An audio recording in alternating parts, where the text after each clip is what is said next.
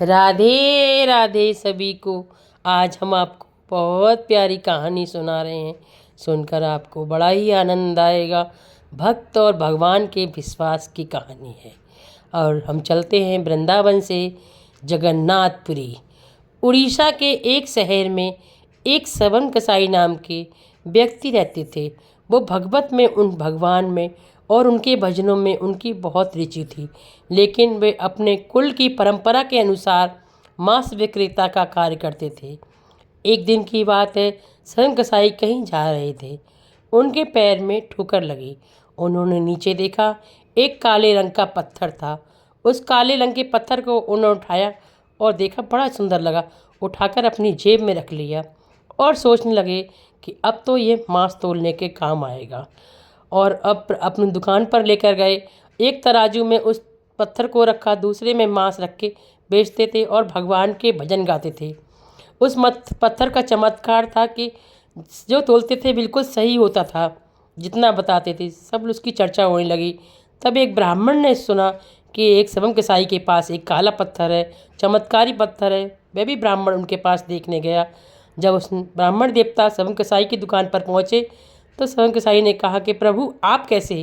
तो उन्होंने कहा कि हमने सुना है तुम्हारे पास एक चमत्कारी पत्थर है। सवन कसाई ने कहा हाँ दिखाइए। देखिए, जब उन्होंने देखा बोले ओहो, ये क्या? ये तो हमारे शालिग्राम भगवान है, इन्हें हमारे दीजिए। ये हमारी शालिग्राम भगवान कैसी अपवित्र जगह पे जहाँ मांस बिक रहा है वहाँ पर है, इन्हें तो मंदिर में होने चाहिए।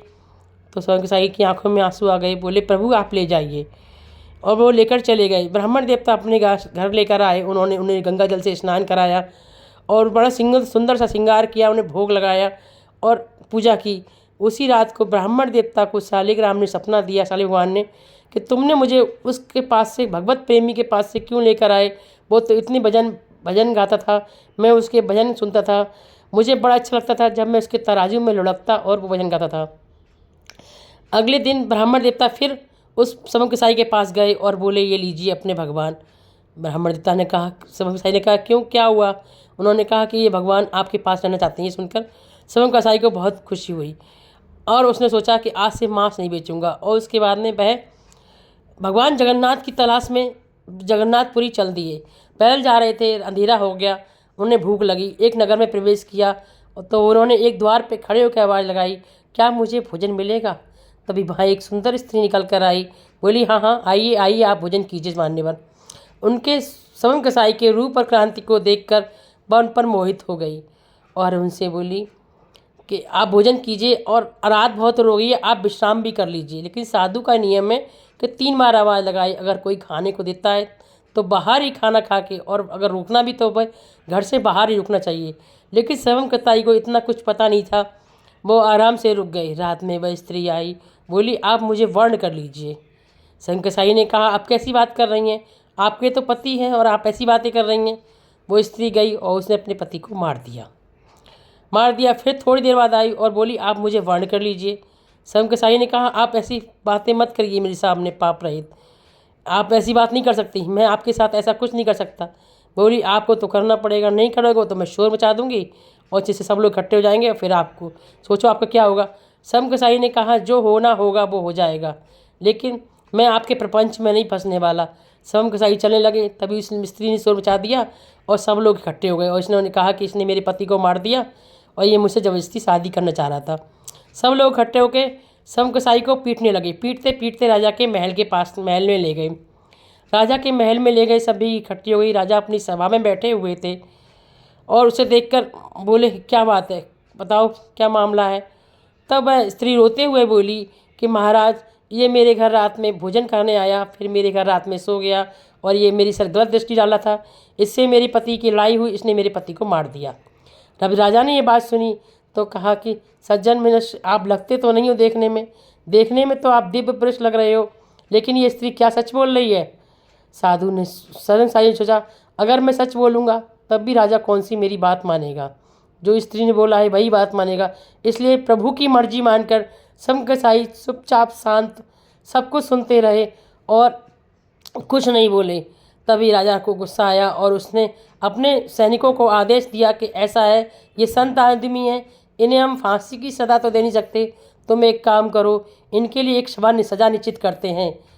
सब ने पूछा बताइए क्या सज़ा दें, तो क्या सज़ा देंगे राजा जी आप? तो राजा ने कहा ठीक है, अब इसकी सज़ा ये है कि इसके दोनों हाथ काट दिए जाएं और दोनों हाथ को काट कर इसे छोड़ दिया जाए।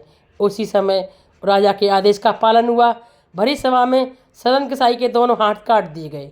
श्रवण कसाई तब भी कुछ नहीं बोले और मन में सोचने लगे, हे भगवान, मेरे ही कोई जन्म की गलती होगी जिसकी मुझे सज़ा मिली है, मुझसे ही कोई पाप हुआ होगा। और उसके बाद में उन्हें महल से धक्के मारकर निकाल दिया गया। महल निकाल दिया तो लोगों से पूछते, उनके दोनों हाथों से खून टपक रहा था और लोगों से पूछ रहे थे कि पूरी जगन्नाथपुरी किधर है, जगन्नाथपुरी किधर है। और जगन्नाथपुरी की तरफ तो लुढ़कते भड़कते हुए जा रहे थे, कच्चे रास्तों से निकल रहे थे, क्योंकि उस समय कच्चे रास्ते थे। जब जगन्नाथपुरी के पास पहुँचे तब आवाज़ लगाने लगे, हे प्रभु, हे भगवान, मुझे दर्शन दो। अगर मेरी कोई गलती है तो मुझे माफ़ करो, लेकिन मुझे दर्शन दो, मैं आपके बिना नहीं रह सकता। तभी और जैसे थोड़ी देर पूरी मंदिर के थोड़ी दूर पहुँचे, तभी उन्होंने भगवान को मालूम पड़ा कि उनका कोई भक्त रोता हुआ आ रहा है। भगवान मंदिर से बाहर आ गए और शवम कसाई को दर्शन देने लगे। शवम कसाई को दर्शन दिए। शवम कसाई बड़ा खुश हुआ और उसकी आंसुओं से आंसू बहने लगे और बोला, प्रभु, ये देखो कैसी लीला है, ना आपके हाथ है ना मेरे हाथ है। आज मुझे मिले हो आप, तो मैं आपको प्रणाम भी नहीं कर सकता। बताइए मैं क्या करूं प्रभु, बताइए कैसे मैं आपको प्रणाम करूं। भगवान जगन्नाथ ने उसे देखा, उसके भाव को समझा और फिर उन्होंने उसे के दोनों नए हाथ प्रदान किए।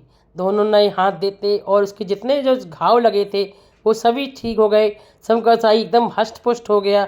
भगवान ने उसे अपने हृदय से लगा लिया। भगवान ने उसे अपने हृदय से लगा लिया और उसने दोनों हाथों को जोड़कर भगवान को दंडवत प्रणाम किया। आप इस प्रकार भगवान जगन्नाथ और शवम कसाई का मिलन हुआ। शवम कसाई और जगन्नाथ की प्रमुख कहानी उड़ीसा के घर घर में फैली है। उड़ीसा में क्या पूरे दुनिया में शवम कसाई जैसी भक्ति शायद किसी को मिली हो। शवम कसाई दूसरे संप्रदाय के थे, तभी भी उनकी भक्ति में कोई कमी नहीं आई। आपको मेरी कहानी कैसी लगी? अगर पसंद आई हो तो प्लीज़ मेरे चैनल को सब्सक्राइब कीजिए, लाइक कीजिए, शेयर कीजिए। राधे राधे।